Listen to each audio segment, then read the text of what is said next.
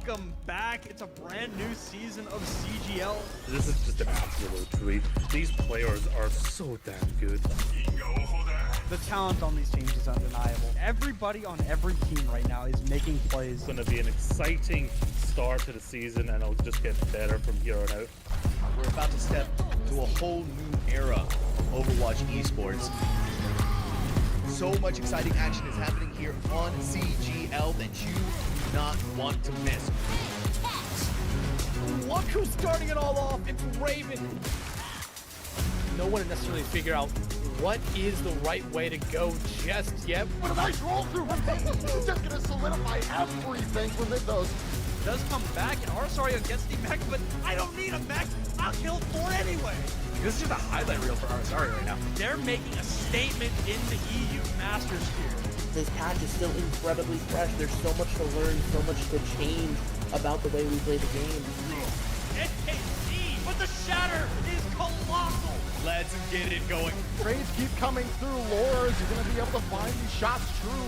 Idu on the overclock with 2. Here comes an athlete immediately goes back to finds skills, slicing and dicing their way through 2-3. So back and forth.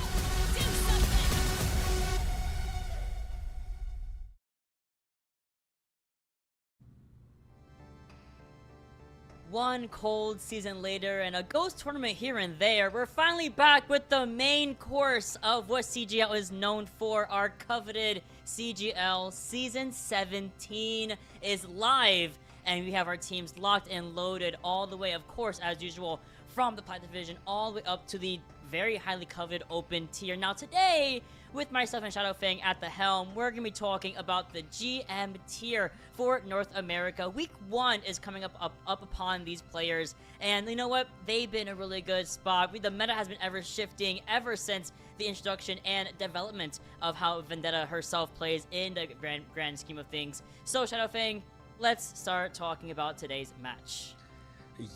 Yeah. Before today's match, though, let's just take a quick look at the previous match that we had on a little bit earlier today. Just to give a little recap, we got SCR Ascendants beating Pibble Platoon 3-1 there, and then of course you can see right there we've got Hashira and Camazotz going on right now. And moving on to the match here tonight, it's the GM tier, as you mentioned. We're going to probably get to see a little bit of Vendetta gameplay here tonight. I'm hoping to see that Zarya Vendetta combination in full effect. It seems like it would be an incredibly strong combo. And I mean, just kind of leading into that as well, you can see it right behind us in the background, but map number 1 tonight is a pre-selected map, and it is going to be Oasis. From there on, it's going to be loser picks, map type, and then the actual map itself once we get onto those further maps. Yes, absolutely. Oasis is going to be the first option, as my beautiful co-catcher had just mentioned. And we are definitely going to be seeing Zarya and Vendetta. They have kind of just been two peas in a pod for the last most half of this season, for whether you like it or not, right? It's been mostly the Vendetta, the Zarya, Sojourn, or a Tracer, or Echo, or something like that to kind of fulfill that secondary DPS role. Sometimes a Cassie, sometimes an Ashe as well can fill in that spot. And then your backline will consist of the very, very popular Kiriko and Lucio. Some variation with Wu Yang, maybe a Juno, but Kiriko is usually going to be your mainstay flex support of choice. Now, as always for CGL, there's always a ban phase. Camazotz are going to have the pleasure of having the first ban under their belt. A big advantage more often than not for a lot of these teams, especially when you want to initiate an advantage and some momentum build up into that first round, into the first map. So with 30 seconds to go, they are going to go in really quickly here, already solidifying their first ban. Going to be a tank, taking down my favorite, Sigma, out of the fray. That's an interesting choice to me. I suppose they're trying to just get rid of the accretion for any sort of like stoppage of that potential Vendetta gameplay that we might be seeing here tonight. But on Oasis, I wouldn't really think you'd be opting for that Sigma anyways. So, it could just be a we don't want to play against this hero type of pick. And now Hashira going to go on ahead and ban that Cass out as well. I mean, that leads me to continue thinking, hey, there's something that can stop Vendetta from trying to move around the map, or any dive as a whole from moving around the map. That flashbang can really do a lot in deterring that. Oh, for sure. Cassie has been a really favorite pickup, especially if you've been tuning into some of the other tournaments happening outside of CGL. Cassie or Ashe have been very great outside of, just playing Sojourn for your Hiscan players. So Cass ban, honestly, warranted. I get it. Not going to really front too much about it. And now we have our lineups. First and foremost, Hashira coming to the wayside of Season 17 with some really interesting favorite characters as well. Synox, we have Charm, we have Necroma, Nightmare, and Trick up in the field here. And you can see they look like they like to play a little bit of dive. So we might be seeing Winston on Oasis, maybe even a Diva. So one of those dive characters might be in place for Narcoma to utilize into the forces of Camazotz. That is certainly a possibility. I mean, I think Winston works really well on this map. Diva does as well. You have several sort of dive options going in, but there's also our other team here coming up, Camazotz, and their lineup is going to be Dez on that DPS with Kirby, and then you got Last Night running that tank with Femsick and J-Wom on that support line.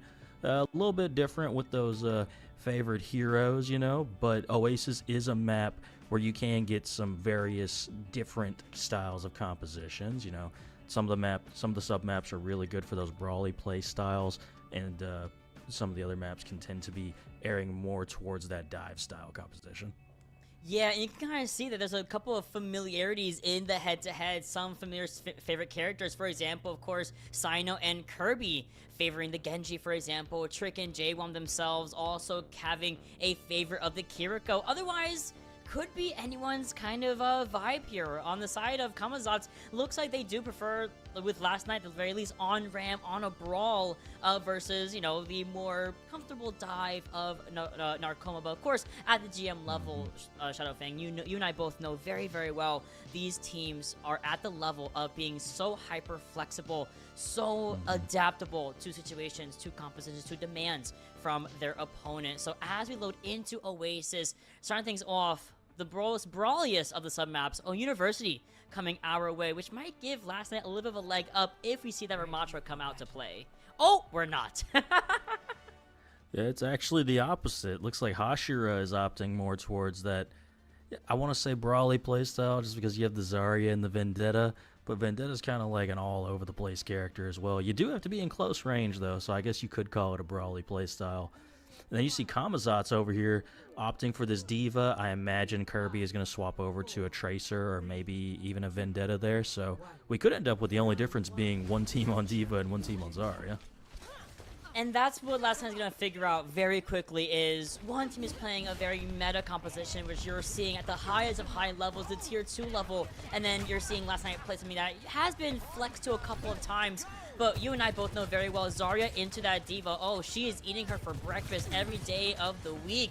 With that being said, Camazotz are looking to rotate around the objective as we see Hashira station themselves on the point here. The idea is for Cyno on this Vendetta to go in with a bubble to protect him and then get that free charge for Narcoma. There it is. Cyno getting the first elimination onto Femsick. We do see a rail shot connecting onto the Vendetta, so shutting him down really early. But as I said, Narcoma with 60% charge means, yeah, you're not going to have a mech for very long, but you're also not going to have a tank for very long either. Dez, an unsung hero for Camazotz. I mean, Dez just showing exactly how that Sojourn just remains meta just constantly, and it's for plays like that. That railgun is just so strong. Narcoma taking just a step too far out on that Zarya, and you see the point immediately flip in the favor of Camazotz. Not too much in the way of ultimates available for them, but Overclock going to be the closest there at that 80% for Dez. And for good reason. My man had a 4K in that round, so you handily flipped the point almost by himself. But with that being said, that is with 91% for that overclock charm, only 50% to his very own. But finally, they said, oh, we gotta get rid of this soldier immediately. Cyno gonna be going for the dive alongside Femsick, helping him out in that regard. Charm also gets a nice, beautiful rail shot onto Kirby, and the fight is pretty much a done and dusted deal before it really ever opened up. And not only that, we're gonna get an extended stagger, ideally onto this Diva and this Kiriko. Jay Naslite is attempting to retreat back to the team here. I think is actually able to do so by the skin of his teeth. I mean, great escape from last night in J-Wom, honestly. Like, I thought for sure they were about to stagger themselves out super hard there. But being able to get away means you're probably going to be able to build up this Kitsune rush pretty quickly. And this is going to be the fight where we're going to see a lot of ultimates get exchanged from both sides here. First going to be the overclock from Dez, as you and I have been alluding to for about a fight and a half now. And Trick, she's just right in the middle of the fight. Bam! Taken down immediately by this overclock from Dez. Dez also finds Cyno in the meantime. You can already see Hashira trying to at least stall the objective as they are at 36%. And they're actually going to pop their own overclock just to force some space, force some respect from Camazotz. And Dez just got humbled immediately by Charm there. Thankfully, last night comes in with a dive before being DMAxed in that Baby Diva mode. And we're stuck up in the high ground. Only 50% charge to a remake here. Kitsune Rush committed in the middle of the fight, though. Very extended fight we are having here. And we're going to extend and finish this off with a very solid Graton Surge from Narcoma. Still able to garner 80% of the point in Hashira's favor. I mean, yeah, the point just never flips that entire time. If you're Camazotz, that is just so unfortunate. And Hashira does hold on to their Kitsune Rush, so they've got a Kitsune Rush coming in. You've got the beat to match their beat, but this is not looking good for Camazotz. They're gonna have to take someone out early here if they want to win this. We're going to open up with Trix's Kitsune Rush, and that's going to be really good for her team. Then we're going to see the Nightmare come through with a mirrored sound barrier to the likes of Femsick. So, it comes down to, will the duplicate get any value? Unfortunately, it gets burned out almost immediately by Hashira, but thankfully Sino, with no resources, no cooldowns, and basically no way to get out, is completely iced out by Camazotz. Here is a D-Mech, but there's a bomb in the middle of the fray. No one goes down for it, but we get a very free second lease on life here for the D.Va player. In the meantime, Charm finds at least one Femsick. She's going down for the count, but we also got a reversal between the loss of Charm and Midnight Mare. Same thing with Narcoma. So finally, after a very expensive fight from both sides here, Camazotz find the flip during overtime. And I mean, this is the most, in terms of where you're at right now, that's the most ideal outcome that could happen if you're Camazotz. You get all those ultimates out of Hashira. They're not really too close to anything. You got 60% to that overclock, but Dez almost 80% to their overclock. So you're looking at a really good spot here. You just need to not have anyone die super early if you're Camazotz, and you should be favoring this fight. With how explosive both these teams can play, that's a little bit easier said than done, especially for Sino. Again, taken down by Femsick. Great job from the Lucio player. Now we're going to see Camazotz try to walk on that, try to have that advantage. And you know what? Hashira is not going to give it to them. They're going to back out. They're going to wait for Sino to come back from the spawn room, which I think that he is with the Lucio in tow on the left side of the objective. You force out Charm from that right side vantage point and forcing everyone to the same rotation around this mini area of pack. However, Hashira looking like they are going to start walking us the objective here as we speak. Charm actually goes in for the attack onto Dez, and Dez slides up. It's a beautiful rail shot, gets enough charge for the overclock, but Shadow Fang, we've flipped the point. We're forced into another overtime fight here. Oh, we are indeed. This is not what you want to see if you're the side of Camazotz. You're having to burn the Kitsune Rush. Kirby does take down Narcoma, though, and the point does get flipped in the favor of Camazotz. And I don't know if Hashira is going to be able to get a good touch here.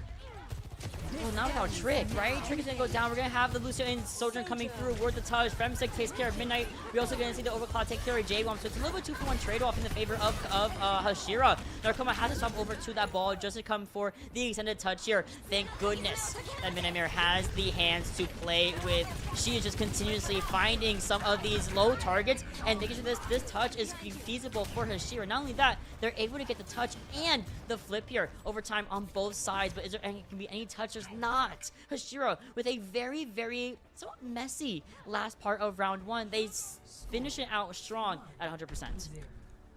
Yeah, you said it best right there. Incredibly messy, incredibly back and forth, but Hashira does at the very end manage to take it. And I mean, you gotta shout out Midnight Mare, that Lucio just being so consistently in there and just able to do a lot of damage. You know, that main support damage is a little bit underrated, but when you're consistently able to just stay alive and take out threats, it's incredibly useful. It really is. And we're going to keep last night's going to stay on this D.Va. And again, you know, with Narcoma having constant high charge, it makes last night's game plan differentiate. Okay, I can't go for the tank versus tank. I have to go to the backline. I have to pressure out Charm, Trick, Midnight.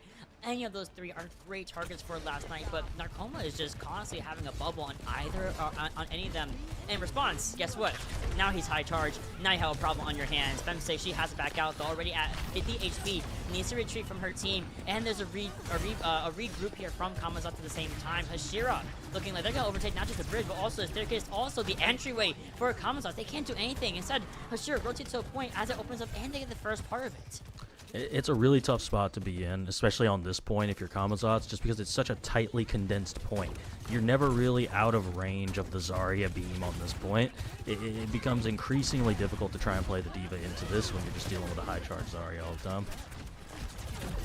Look at this fight already unloading itself, and Midnight Mare, ooh, super low. She does retreat at sub 50 HP. Unfortunately, last night cannot say the same. No bomb, no anything. Has to just kind of hold that in the mini D.Va form. With that being said, with no real tank, you know, Baby D.Va's not exactly pulling any numbers. You gotta retreat as Camazotz, and you have to wait for last night to swap, go back to mech form, and then come back.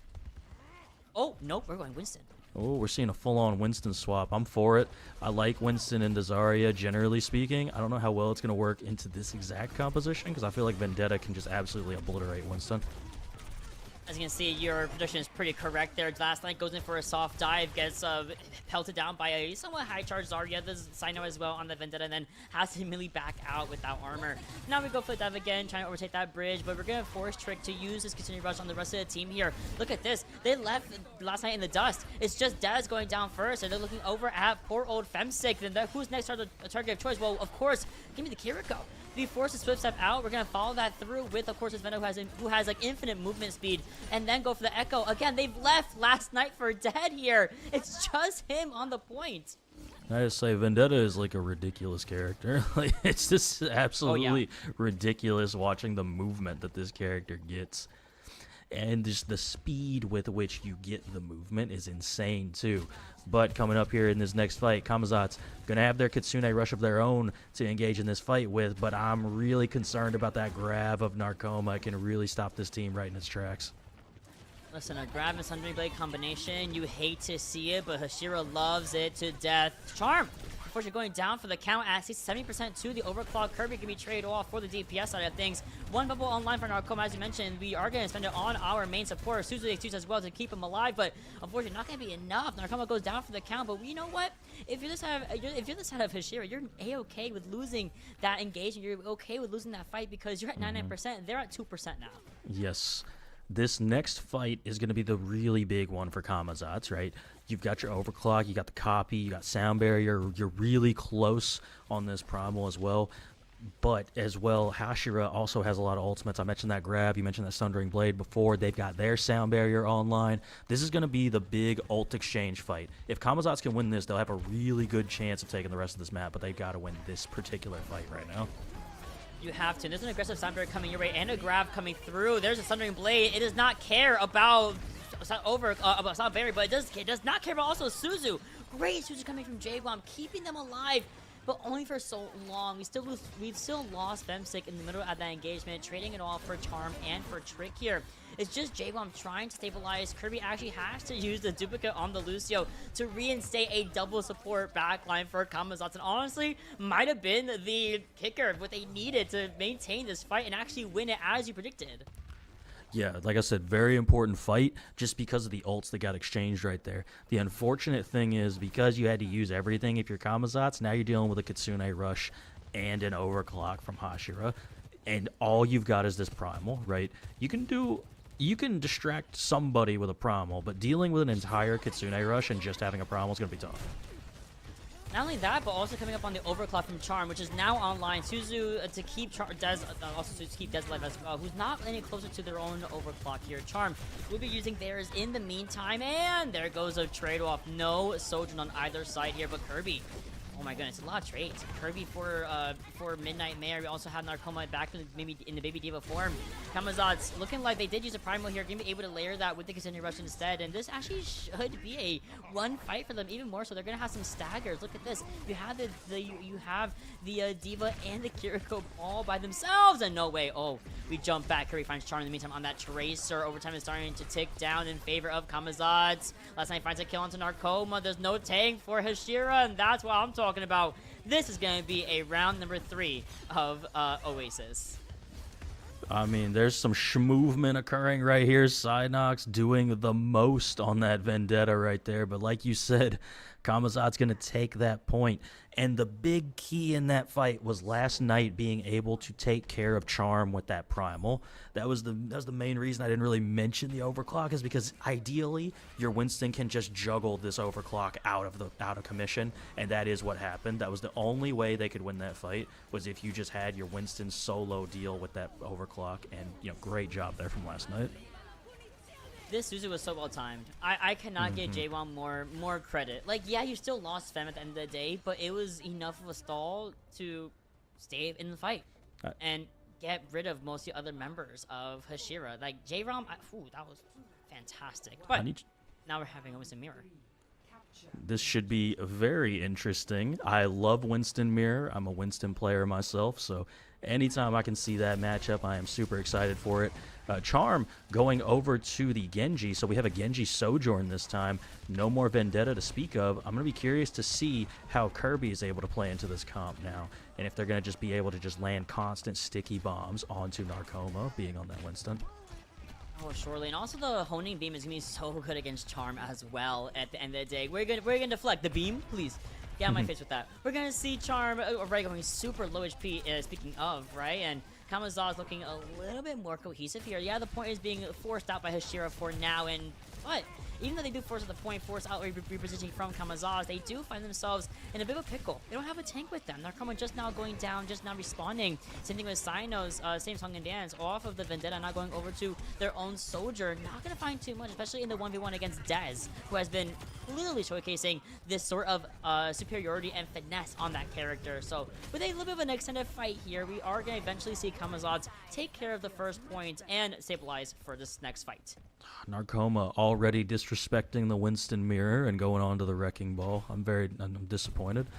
But you know, it happens. You know, if you think you can get onto Dez a lot better with this Wrecking Ball, I think it's a really good play because those slams can do so much, as we just saw right there.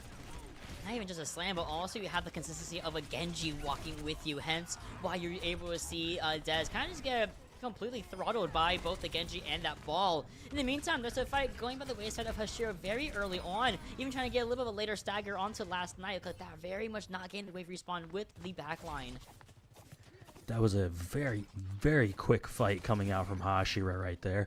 Camazotz going to have the Kitsune Rush advantage here. JWOM already got it built up. Trick does not quite have it yet. So maybe if we see a quick Kitsune Rush, could be a good fight going for Camazotz, but you also have to deal with the fact that Hashira is basically getting close to about 3 ultimates themselves. Yeah, it's going to be a relatively even fight here. JWOM has, JWOM and Trick are going to have the rush mirror at the very least, so it's going to be eventually a net positive for both teams at the end of the day.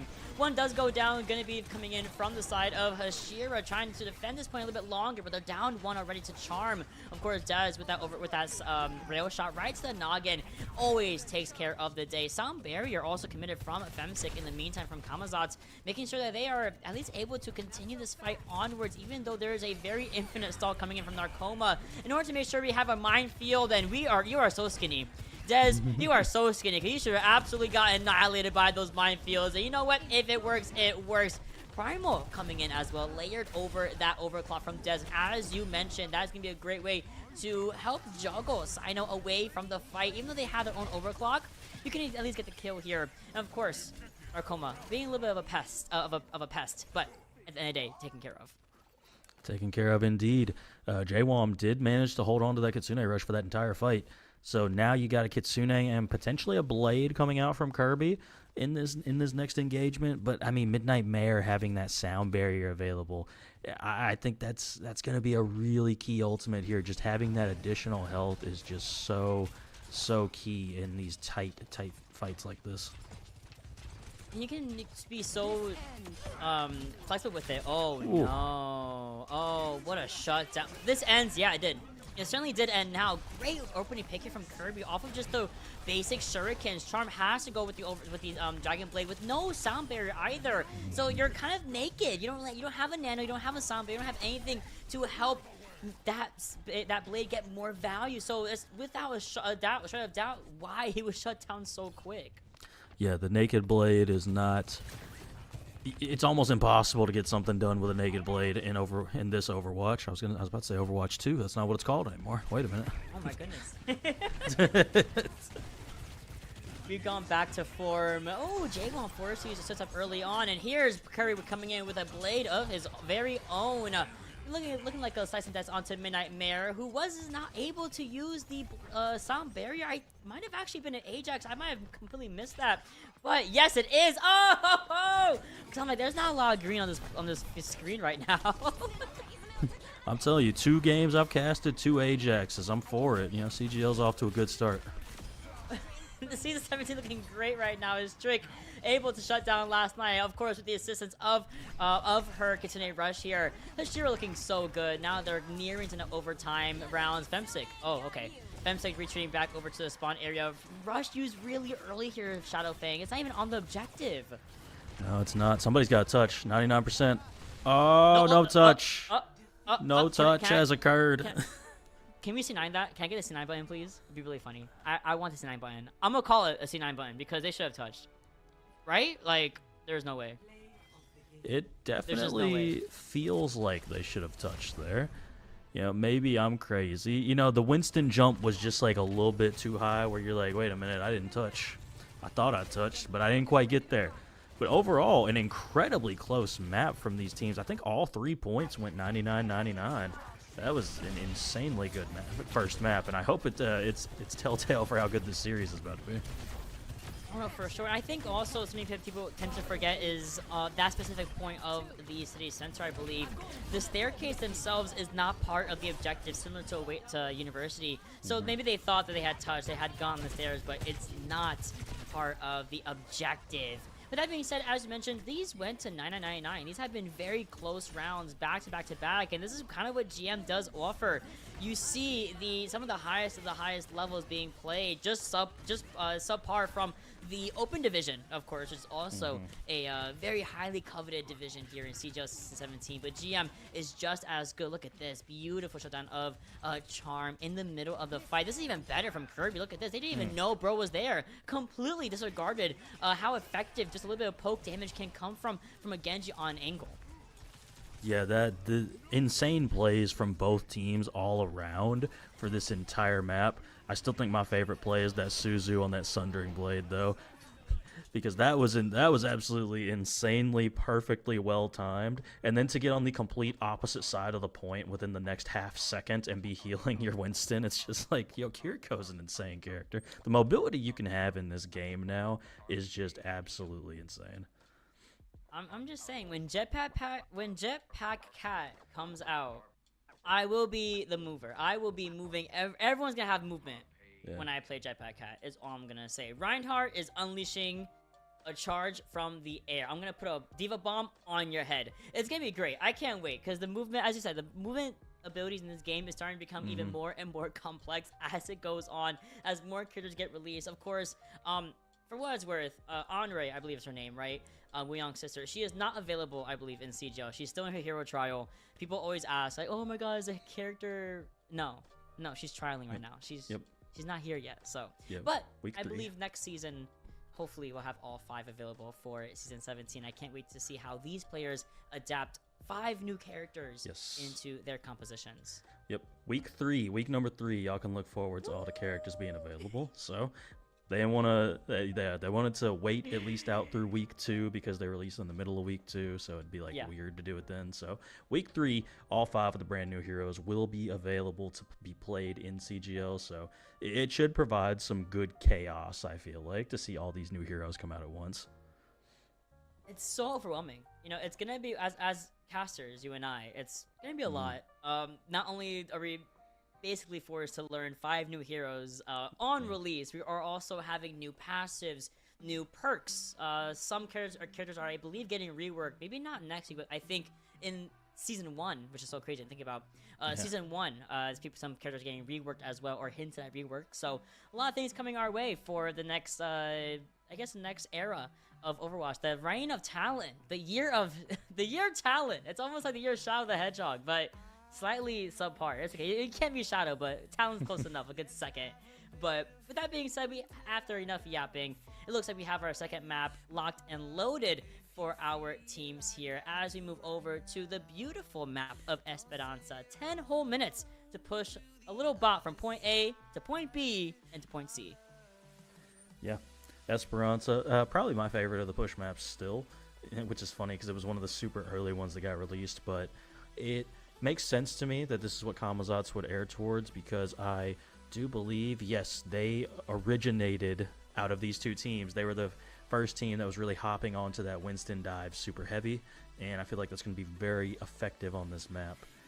But we could still end up seeing like the Zarya Vendetta once again. But like I said, I really like, if you're dealing with the Zarya, I like the Winston into the Zarya. I feel like it's very effective at just soloing out those targets.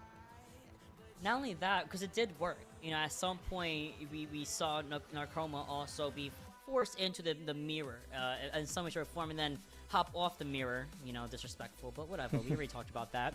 And went over to ball and actually showcased a very, very solid ball gameplay, and that's what I alluded to earlier, where we're in the GM tier. You know, at this even Masters tier, at that point you have played this game for so long, you know how to play a good 80% of the roster in your respective role. The flexing is to be expected. It's just how well can you flex around and then play it as well as your previous composition that you've been so hard working on. And I would be surprised if we did see Zarya come back out, but that's also granted if we don't ban her, which of course, with Camazotz taking the loss in the previous game, they're gonna have the advantage of having the first ban in their favor.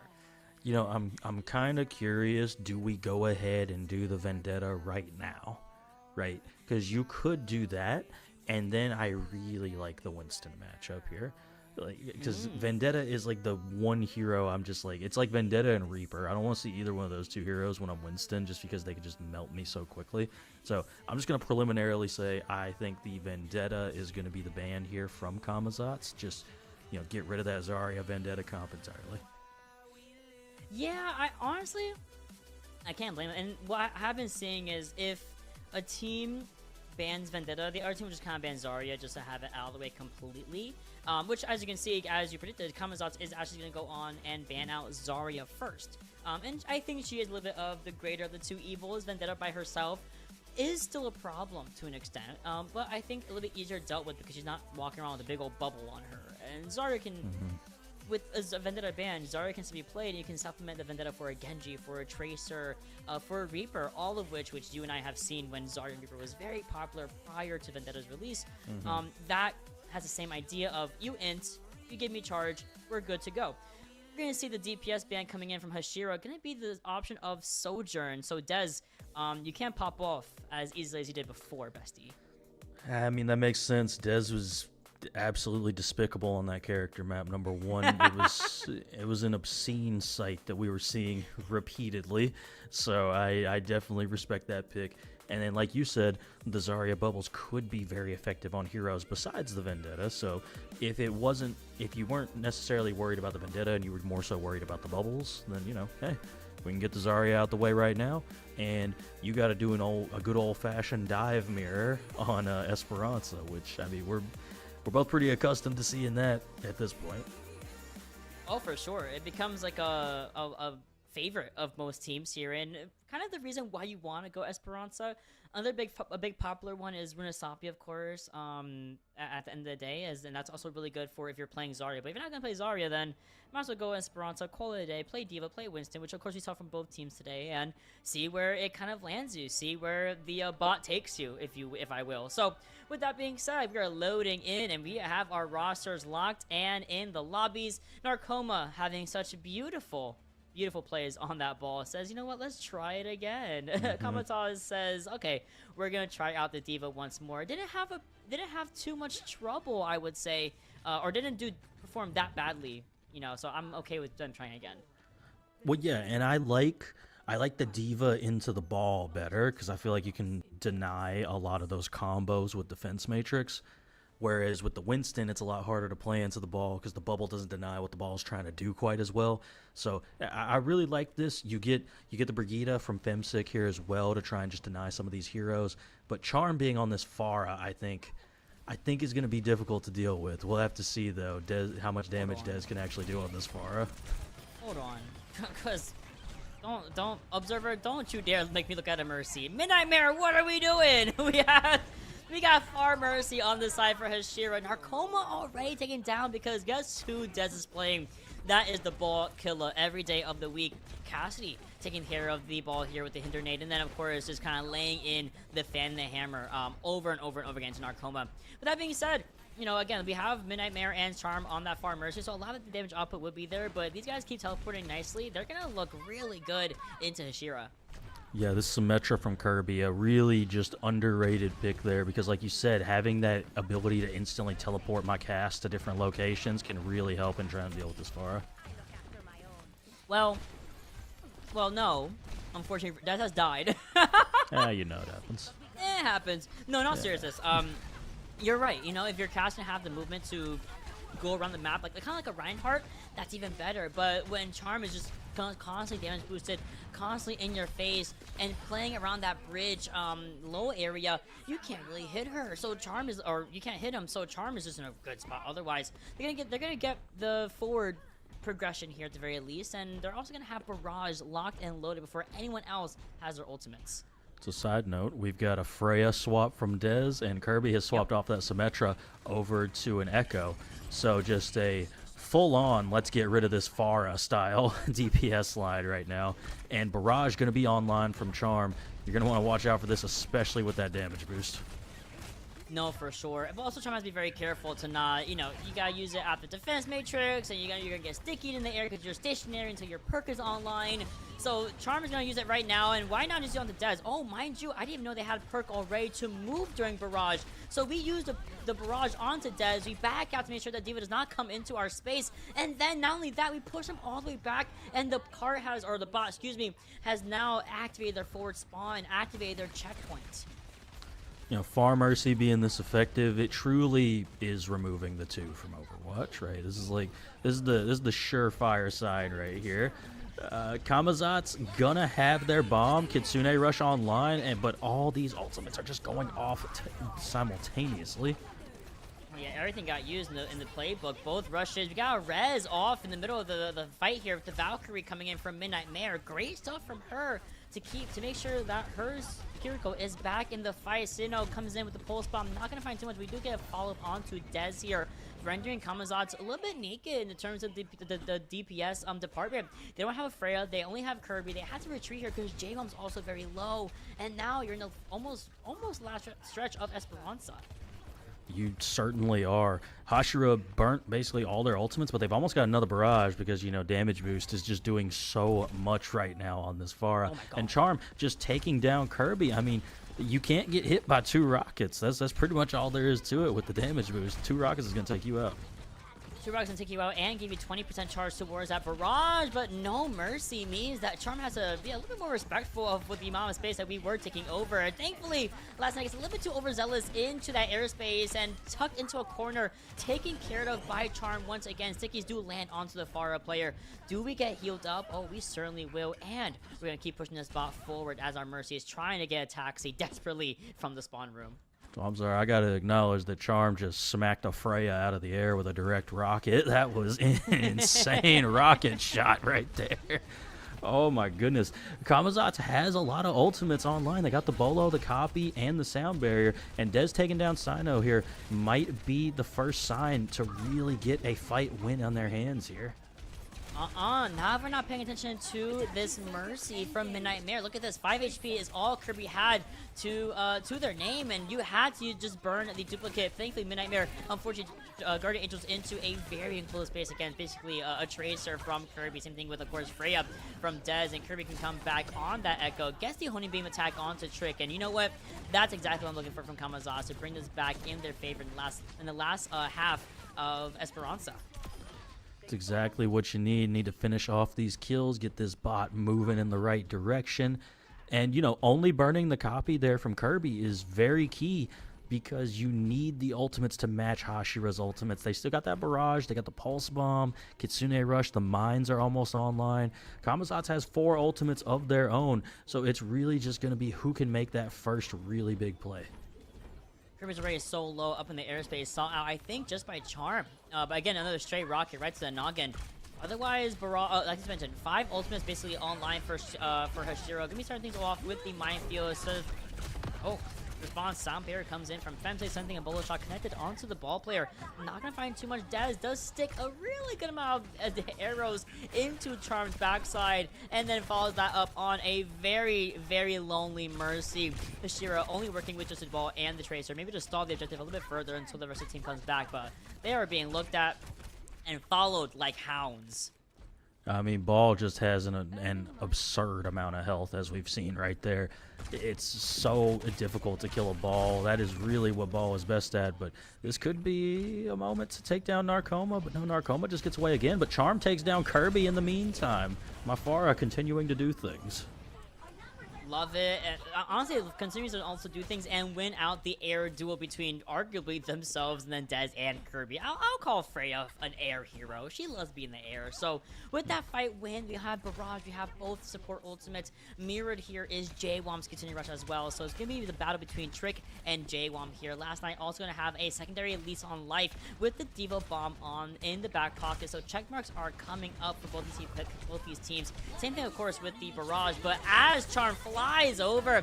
Dez, give me the victim of the day. You also give me the barrage connect onto J-Wom, forcing the duo bomb to be used in the middle of the engagement. No one is going to be in the middle of that fight, and we accidentally corner ourselves in under the bridge area. And then guess what? We're going to stagger him out. Oh, that's disrespectful right there. But very, very smart from Hashira.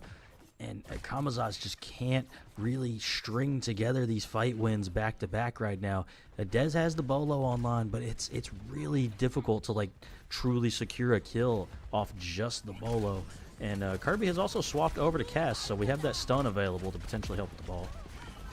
Well shot committed from Dez, not gonna find too much with it. They are putting in a lot of pressure onto this Farah, but unfortunately not for much, only because you have a Mercy constantly pocketing him. Sign on the other hand has been a little bit of a mystery, right? Going in, doing just tracer things, going for these low targets, going for the back line, going for the front line, getting kills, and Charms up in there in the forefront, getting a lot of eliminations as well. And unfortunately, there's gonna be absolutely zero touch from Camazotz. Hashira once again getting the win here and solidifying their placement in match point. I mean, yeah, just another dominant performance coming out from the side of Hashira. Ever since they've really swapped over to that Wrecking Ball, Camazotz has not been able to figure out what to really do with it. Now, obviously, the Farah was doing incredible things here, and I mean, I'm going to comment, that happened like 5 or 6 times on that map, where Charm just landed direct rockets on flying heroes, which is just crazy. The ball got dealt with early, but then it just did not seem to continue on throughout the map. There was just too many things happening from too many different angles for Camazotz to really just corral the side of Hashira. Yeah, I gotta agree with you, and mind you, Charm is going into a competition that is very much anti-Farah. Diva, Echo, Freya, all very anti-flyer in general, and still found so much value, still found so much free reign with the barrage, with the side rocket propelling him into Dez's face, for example. Dez can't do much about it because there's a far in my face, Yeah. So with that being said, these guys are again on match point for the very first week back in CGL Season 17. Brand new season, brand new start, but that's not going to be the end of the world. We're going to go to a very quick break, and we're going to hope with this break that Camazotz gets their ban, gets their map, and can get a reverse sweep here on out.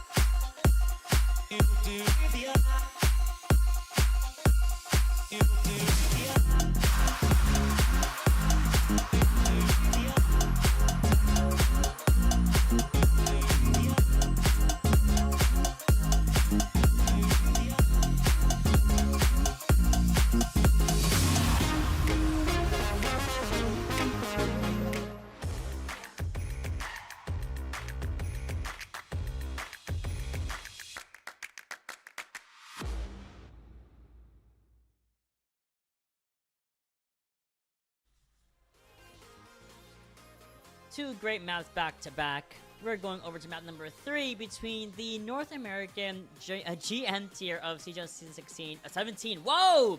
17 now between Hashira and Camazotz. Week 1, give me a week to get used to it. That we're no longer Season 16, okay? It was a beautiful season.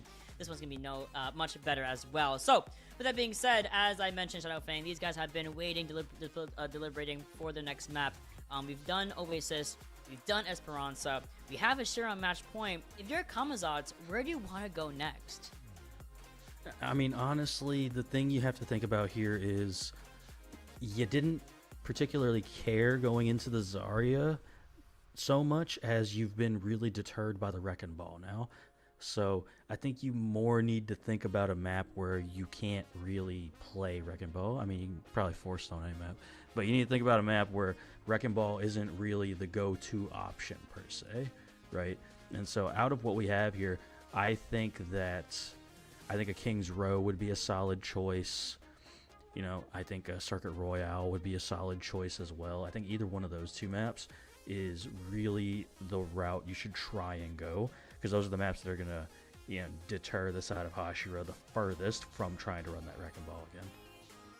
It's kind of crazy because I was thinking something similar, at least about going to a payload map, escort or hybrid. These guys have both been playing mostly on objective-based map types, and Hashira 9 times out of 10 is looking really good on them. So at least if you're opening things up to more of a hybrid, like King's Row, for example, or any other hybrids in our map pool, or a Circuit Royale for escort, you can slow things down. You can at least determine the pace a little bit more consistently when you're forced to escort a payload and you're forced onto attack and defense sides.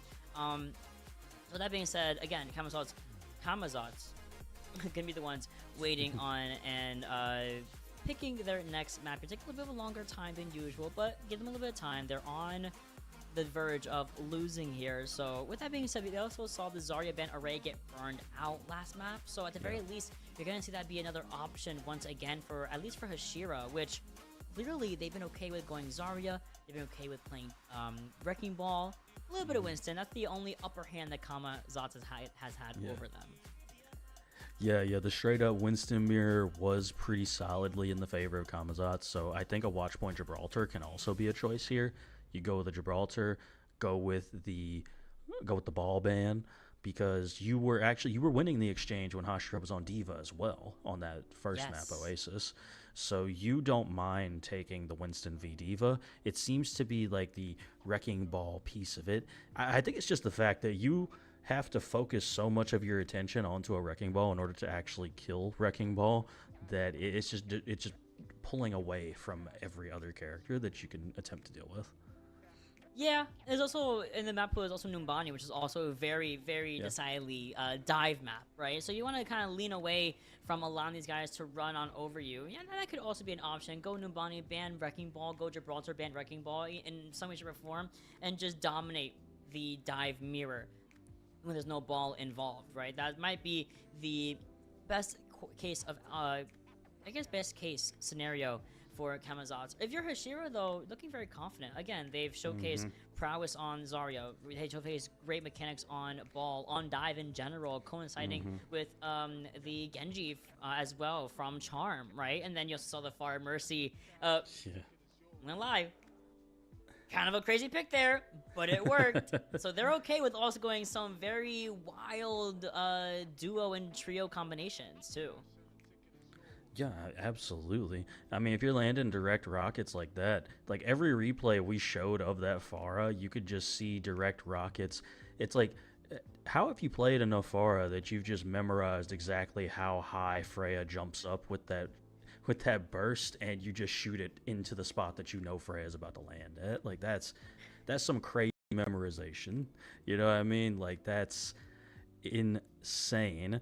And again, it shows exactly why Charm is going to opt for a hero like that on a map like Esperanza, because you get rid of the Sojourn, and I feel like the Sojourn is the one piece of mobility that could potentially like hamper that Pharah a little bit more. Having that slide and being able to just, you know, literally get out of the way of the rockets is a lot tougher to deal with than the more predictable movements of like a Freya, an Ashe, a Cass, you know.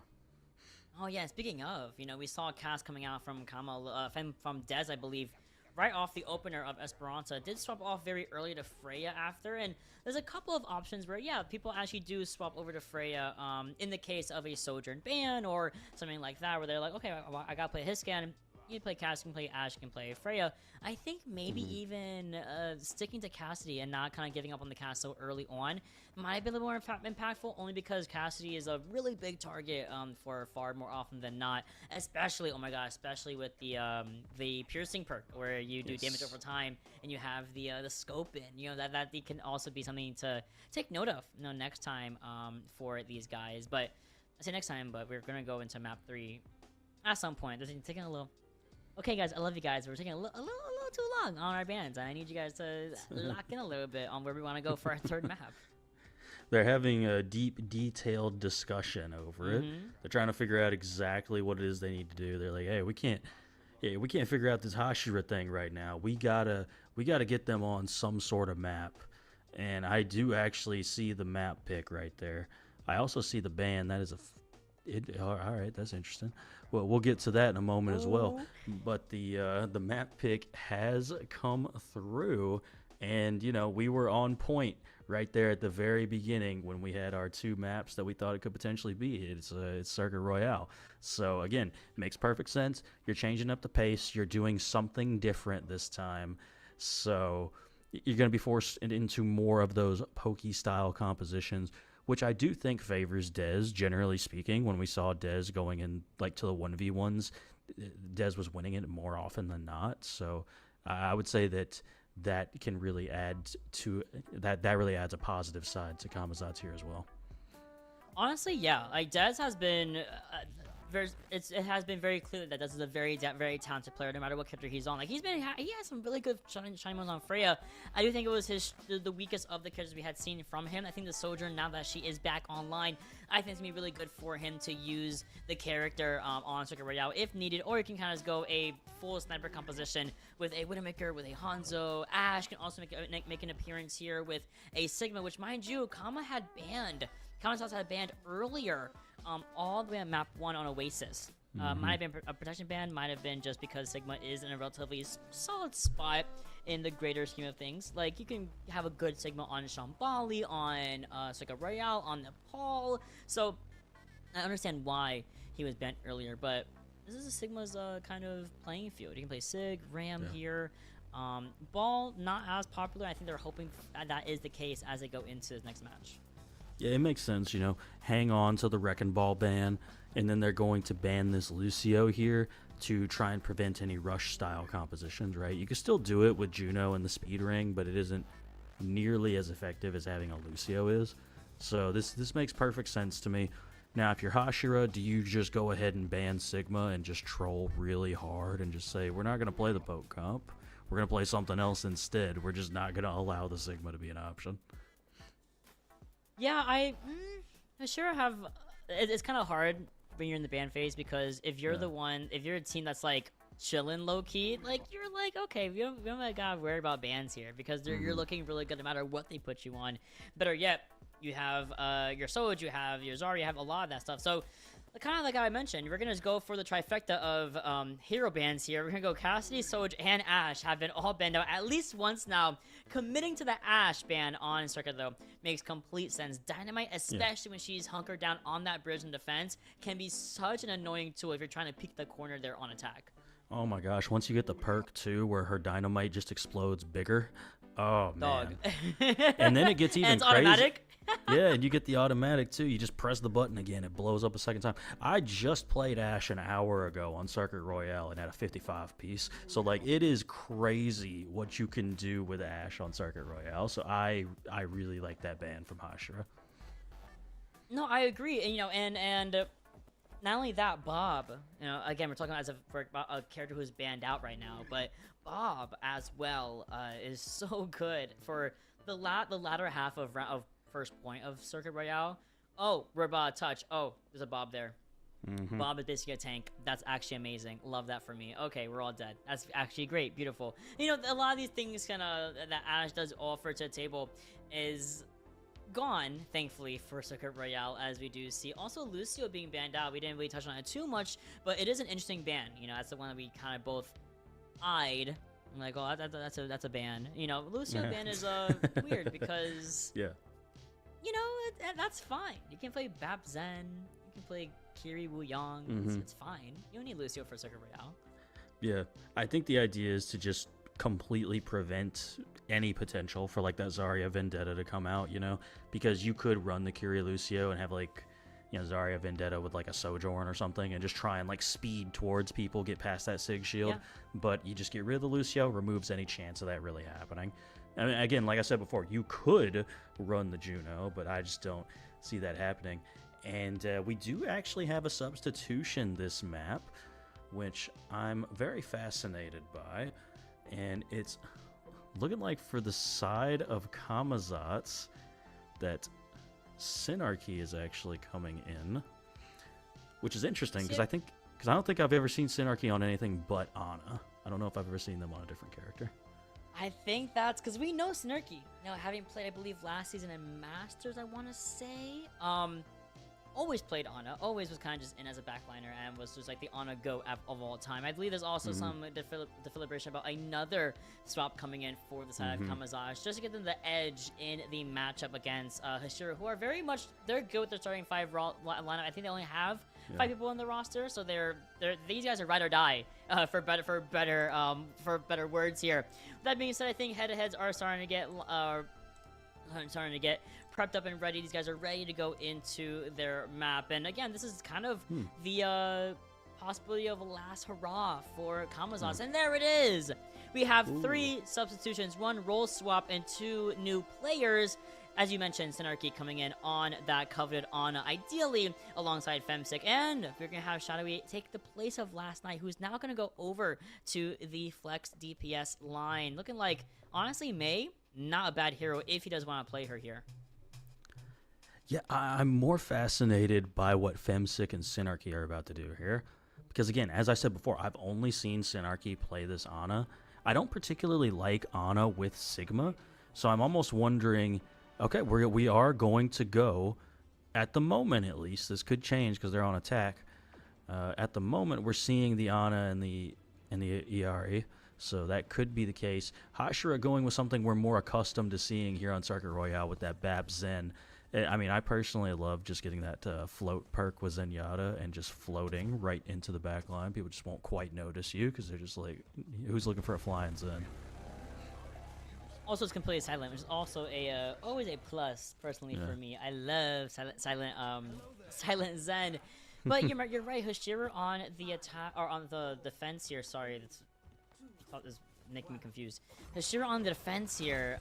They're gonna be playing that Bap Zen on the backline for Camazotz. They're gonna see Synarchy actually going off of my favorite sniper. We're gonna go over to Kiriko instead. Femsick looking like we're gonna be debuting the Ayari today or for tonight. Very excited to see how well she's able to get a bunch of the secondary eliminations on that character.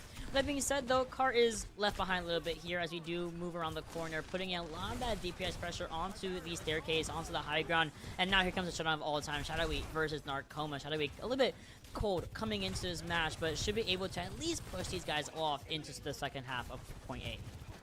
Yeah, absolutely. That's one of the good things about Circuit Royale is you kind of get all the way up to this last corner before you really get a true fight going a lot of the times. But the big thing here is you cannot get picked off by Charm's railgun anytime soon here. You got to make sure you're playing safe. Mind you, Shadow, I don't think anyone has died quite yet. Oh, there it is. Sign up, first one to go down. But like I said, I was gonna say no one has died yet up until now, and the cart's already basically at the checkpoint for point A. Actually, you're gonna need to come for a touch here, which is gonna be nailed by Narcoma. But as I say that, we're losing numbers. Narcoma loses Trick, who had the window. We're forced to use our hands, but Dez waits out patiently. We had the sort of shot there to do damage over time onto the Sigma, and then Midnight Mare, unfortunately, taken down extremely early on. This year, forced out completely back into their spawn area, into point B. Yeah, great push coming through from Camazotz right now. For the side of Hashira, they're getting close on all their ultimates. That Amp Matrix and Overclock are the only ones online right now, but the other 3 incredibly close. Synarchy's Kitsune Rush and that Blizzard from last night could prove huge right here. Oh, with a beautiful headshot to Snarky. He is down for the count, excuse me. One window, one fight one, and one repositioning of the defenses for Hashira. Very easy and done and dusted. That's kind of the idea of Circuit Royale. The fights are not super long, super convoluted, more often than not. Yeah, especially not when you got a Zen firing through an Amp Matrix. I mean, that's just crazy damage that's coming out here. And Midnight Mare gonna have this Transcendence online, and that's going to be key for denying at least one of these ultimates. wow. But Narcoma instantly taking down their matchup in Shadowy with the Gravitic Flux. We weren't even ready for the next... I don't even think that's really a fight. I'm not going to call that a fight. That was just a preview. One Flux, and Shadowy was down for the count. So 2 ultimates already used from Hashira. 5 check marks for Camazotz. They have to be smart with how they use these next ultimates. Yes, you got to make sure you don't over-ult. That's one of the key things, because you got 2 fights before you cap this point. So you want to get the Transcendence out, ideally, from Hashira in this fight if you're Camazotz. Well, Rush comes out first. Here comes a Blizzard layering over that. Here comes... Oh, my Zen is going there. Oh, she's in there. She's in there. She's trying to save our Sigma. There's a Flux happening on my back line, and there goes Charm. There goes Last Night. There goes Midnight. Everyone has gone down for the count. I know you said don't use all your ultimates, but, you know... We don't listen to anything. We have used 4 of our 5 ultimates for Camazotz. There's still a contest happening from Hashira. Necroma is still on the point here, stabilizing a little bit with Sinnoh, but finally Last Night on that Tracer comes up on the back line, does take care of that Freya, but this fight has gone on for way too long, and we forgot what the Baptiste in the back line with the window to boot. Now someone between the Baptiste and the Tracer, and of course Trick wins that every other week. Synergy comes in from the side angle and kills Trick either way. The whole fight has gone in dust, and we're still stalled out. I mean, Trick, that was Trick. That entire fight was mostly Trick, just being on that high ground and being able to sustain Narcoma through all that nonsense that was happening. Just nobody went to the high ground to deal with the Baptiste, and that's what happens when you just allow the Bap to sit there, heal, and do the damage and build up another one of those Amp Matrixes.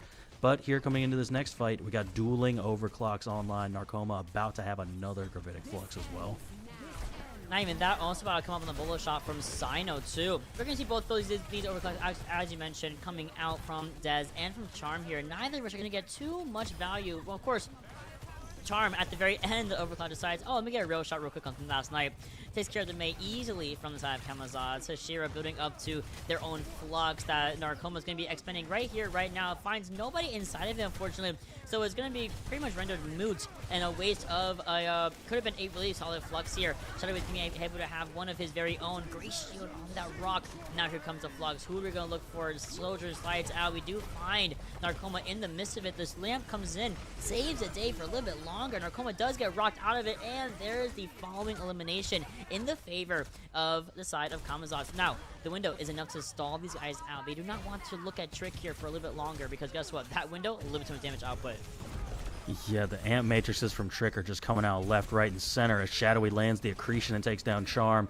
Femsick immediately getting Midnight Mare as well, and that is looking like a potential point cap for the side of Camazotz.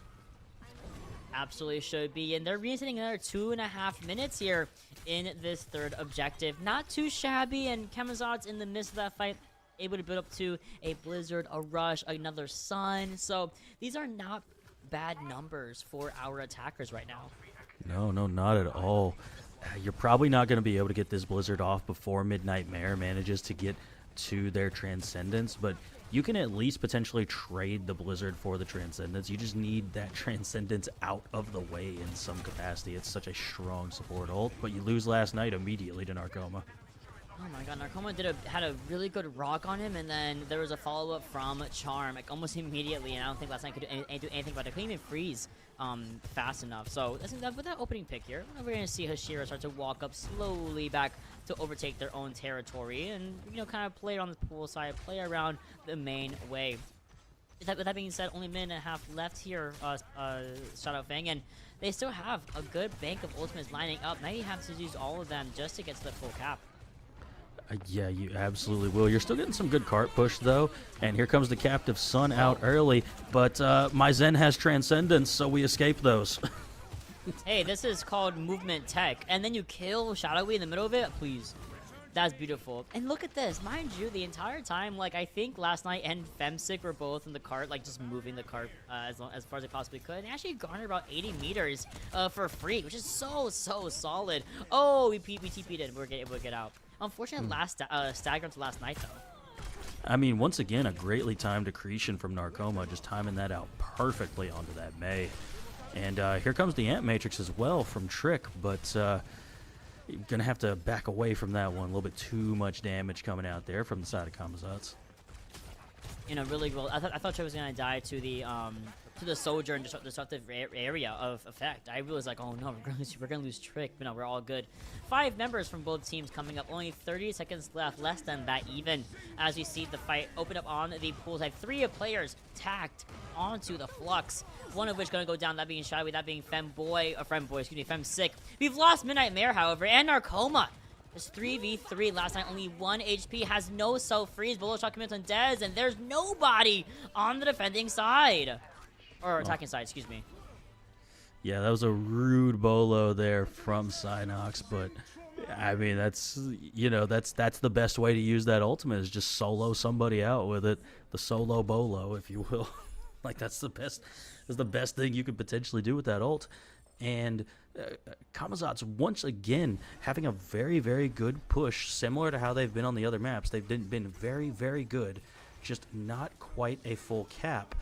And hopefully that doesn't come back to haunt them. It is really hard to get that far on Circuit Royale, but there is certainly there's a finish line now for Hashira to finish this series off.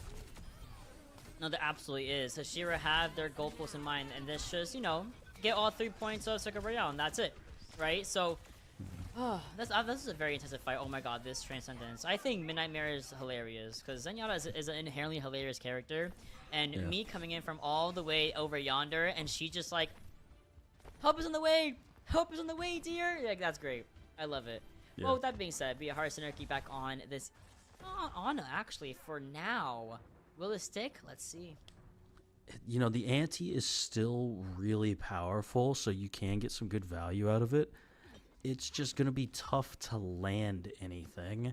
It's going to be tough to land anything lethal against this composition, just due to you've got the Siggy, you got the Sig Shield, you got the Immortality Field. There's just a lot of things that can potentially deny that ante's value. But I mean, you know, even trading out like an Immortality Field could be really, really strong for your team. Well, let's see. Oh, yep. You can't do that anymore. You know you can't do that. You can't do that. Everybody and their mother knows that's the spot. Usually for Junkrats, usually for Pharah. So Charm gets scouted out immediately on the high ground. Not gonna swap though. Does not feel you know, as if we can't go over there again. We're at the Pharah. So as you can see, he's gonna be trying this out one more time. Takes care of the pylon in the meantime. Gonna be actually phasing Dez out of the engagement almost entirely with the help of Sino on the newly found Freya. Synergy and company need to start backing out, though. Synergy a little bit late to the rotation, so easily picked off by Sino in the meantime, whereas Shadowy, unfortunately, without really much to bear with just a Yari healing, you're easily, you know, taken down and, you know, picked off. It's just that simple, I'm sorry. It's just that simple, I'm sorry. Yeah, I mean, that was a incredibly fast fight right there. Just the sheer poke that's coming out right now is just a little too much for Camazotz to deal with. So what's their response? We're going to play Bastion. That's the response. Last night has swapped over to the Bastion, which, you know, I don't dislike Bastion's damage output, but I think Bastion is like a deceptive pick against Pharah because it's such a big target for Pharah to just snipe rockets at. Hey, they made him 10% smaller, not too much. He's so skinny now. Oh! Dez peeked for a half a second too long. Midnight Mare already had her volley charge up, ready to go. That connects onto Synergy while we're in the middle of drifting through the air. Sino. This is what I'm talking about. Freya is a very valid pick if you're not in the mood to play Sojourn. I'm telling you. Oh, yeah, absolutely. Freya is a fantastic pick right now. Dez has actually swapped over to it as well, seeing how fantastic of a pick it was. And surprisingly, the Harmony Orb has been enough for Charm so far. Charm has just been able to like get out of the way of some of this stuff and just wait for the healing to come through as the Ant Matrix comes through from Trick here. very early win matrix too, but it does force the space, the respect from the side of Camazotz. And look at this, they're just going down for the count. I think that we have the whoa. How the sun comes in from Femsick. I will say I do think the Transcendence, excuse me, has the Discord Orb perk where everyone around it is discorded at the same time. So that's a really big damage output available for Hashira. No, it's such a good perk. Like, I joked about the floating Zen earlier, but I like never pick it because that Transcendence Discord Orb is such a good perk. Like, I can never pick the floating perk as much as I want to every time. It's just broken. What do you mean I get like three free Discord orbs for 8 seconds? Come on now. Like, come on. It works out, and look at this. They have under 5 minutes here, Shadowfang, for their third and final push. And then look at, they're already more than halfway through completion of the round. All they gotta do is fight out on full side and have someone else babysit the cart a little bit here, a little bit there, inching in more and more that meter progression. We do see last night coming in with the artillery cannon. It does look for at least one, if not two, the DPS. Asano barely able to escape by the skin of his teeth. Narcoma walks in with a flux, however, and I know, I'm right there with you. Point is being contested now at just 87 centimeters and barely. Oh my god, Trick, you are just absolutely insane, my brother. You're just keeping everybody alive. She has been a constant problem because no one's killing her. She's constantly keeping everyone alive. No one's pressing her out either, and that's not a touch? Oh, I definitely thought last night was right there, but that's going to be the end of this series. 3-0 for our defenders. Absolutely well done from everybody. Oh, a sigh of relief right there, because I definitely thought we were about to see a second C9 in the same series. It really looked like that point was just about to just slowly walk in right there. I mean, what a great series, though, from the entirety of Hashira. You know, Sino just killing it on every character they were playing, starting with this Vendetta. And I mean, you mentioned it early on, but the flexibility of the Hashira, right? That's what's been so incredible to me so far. They've been so good on every composition that they played. That I didn't see like any real weaknesses throughout this entire series. They were just good on everything. Yeah, pretty much, right? Like they can play poke, they can play brawl, they can play dive, they can play a little bit of everything. And that's so important, again, at this level of play during Season 17 of CGL. And not to say Camazotz didn't showcase the same thing. They absolutely did. We saw Sigma, we saw Diva, we saw a great Winston as well from last night, and everyone else around those compositions, around that tank, adjusted accordingly. Unfortunately, when it comes to the cohesion, the mechanics, everything, it was just in the favor of Hashira more often than not. Even here in this almost his last fight of first round of Circuit Royale, there goes the rock on the Shadowy. You're dead. You can't do anything without a tank here. Yeah, absolutely. It was so close every time, but Hashira just showing that they were just that little bit better every single time. And then, you know, stuff like that happening, right? When my support player is just coming through hitting shots like that, you see Sino just being completely dominant on every character that they're playing as well. And I mean, you can see it right here. It was a 2-1 Oasis. Every point went to 99-99. Esperanza was kind of a smackdown, I'm not gonna lie. That was kind of a smackdown for Hashira. But Circuit Royale was also pretty close, so this could have easily, either one of those two maps could have easily gone the other way in Camazotz's favor. So there's definitely some stuff they can review here, just look this over, and they can definitely get going in the right direction next week. 100%, and you can get a little bit of a refresher of the bans that we did see from the series in its entirety. As you can see, we had the Cass and the Sigma ban early in Oasis. Then we had a very understandable Zarya and Sojourn ban, thinking that they had Hashira with that Zarya ban, but as we've been saying, harping on, Hashira are a-okay with not playing Zarya. They will play anything else under the sun.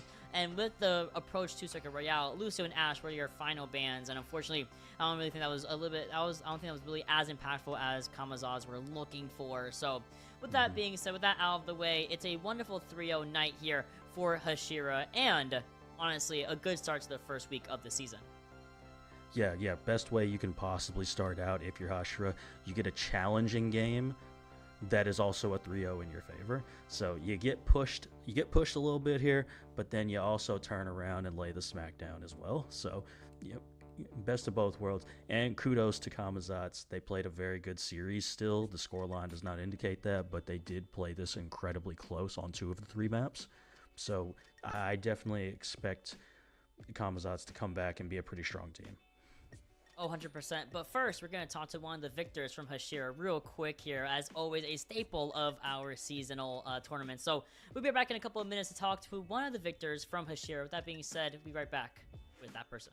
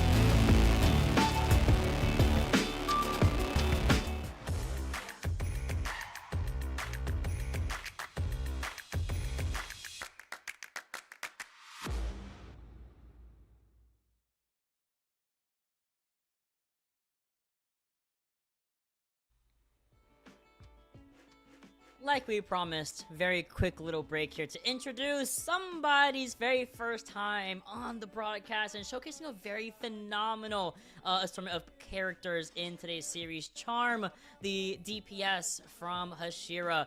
Man, how are you doing today? How's it feel going into your week 1 with already a win under your belt in a very definitive way? It's feeling good, man. Good quick little 3-0, you know? Catch the end of the Super Bowl. Oh, It works out. I know that's right. It works out. Yes. Yeah, some perfect timing there for you. And I mean, my question is just going to relate to the Pharah pick. What brought about the Pharah pick and why the Pharah pick? I haven't seen that pick too often, so I was just curious what brought you to that hero. I'm just personally a big Pharah believer. I like Pharah. So then we've messed around with Pharmacy and Scrims. So we pulled it out on push. And I think Pharah on attack is just really good on circuit. But I think she's good. Yeah, for sure. And then I know this is week 1. You get the 3-0 win. You know, close and competitive, yet dominant at the same time. Is there any team, have you looked into any of the teams in this tier? And if there are, is there any team that you're really feeling like, hey, this could be a real challenge for us? Or, you know, where are you feeling in that regard? I think we're good. I think we're set. Ooh. I'm pretty confident. My team's good, man. I got carried on the first map. Oh. We're good. I love the honesty, by the way. I was carried, Loki. I didn't do anything that whole map. I was just chilling. So with your, I'll ask one more final question, and then I'll give you 2 final questions. Yes. Going into, is this you guys' first time competing together, or how long have you guys played together as a team, as duos, trios, whatever? It's my first time being on the team. It's my first tournament with them. I think they've been around for a while, but I'm new to this, you know. Ooh, and But I okay, think so it's been I'll a couple ask little bit months. more. Okay, Go ahead. and since you're new, and I want to kind of talk about, you know, people's newest experience going into the competitive scene, how's it been treating you? You know, has it been everything you expected? Has it? Did you have other expectations that you didn't expect to be confronted with? Has it been good, bad, ugly? What has it been like so for you for now? No, it's fun. I mean, it's the best Overwatch, you know. I messed around in Overwatch 1, but then I didn't for the longest time, so I got back into it, and it's just a way better game than like queuing up ranked, so it's fun. All right, no problem. Love to hear it. And your actual final question is shout out. Who do you want to give a shout out to on the broadcast? I'm shouting out my teammate's dog, Nola. So shout out Nola. What breed is Nola? I have no idea. I just asked who do Bruh. I shout out, and they said shout out my dog Nola. So that's who it is. All right, shout outs to Nola, the unspecified breed of dog. We love dogs in this house. That being said, Charm, thank you so much for your time. Thank you so much for showing us that Far Mercy is alive and well and is viable in the hell of Vendetta and Zarya meta. With that being said, I have a wonderful night and good luck, because I know your team is playing right now tonight in the Super Bowl, so good luck to you, bestie. All right.